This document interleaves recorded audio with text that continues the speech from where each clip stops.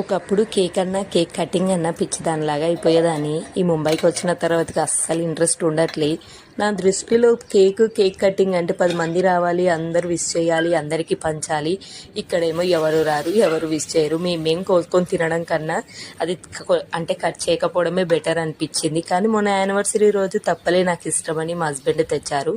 Yesterday వచ్చేసి తన birthday ఉంది.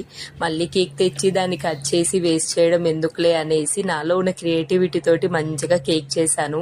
1 కప్పు పచ్చి కొబ్బరి, అలాగే మన స్వీట్నెస్ తగ్గట్టుగా బెల్లము, ఒక 1 స్పూన్ రైస్ నానబెట్టేసుకొని ఒక 1/2 కప్పు వరకు వాటర్ వేసి మంచిగా స్మూత్ బ్యాటర్ లాగా మిక్సీ పట్టేసి ప్యాన్లో కొంచెం నెయ్యి వేసి డ్రై ఫ్రూట్స్ దండిగా వేసేసి మనం మిక్సీ పట్టేసుకున్న కొబ్బరి అది ఉంది కదా, అది కూడా దగ్గరికి అయ్యేంత వరకు మధ్య మధ్యలో నెయ్యి వేసుకుంటూ ఈ విధంగా చేయండి. క్రియేటివిటీ ఏదో ఒకటి ఉండాలి కదా, బర్త్డే కదా, నా హార్ట్ తీసి అక్కడ పెట్టేశాను. హార్ట్ సింబల్ గీయడం రాక ఈ విధంగా పిచ్చి పనులు చేస్తూ ఉంటాను. ఎలా ఉందో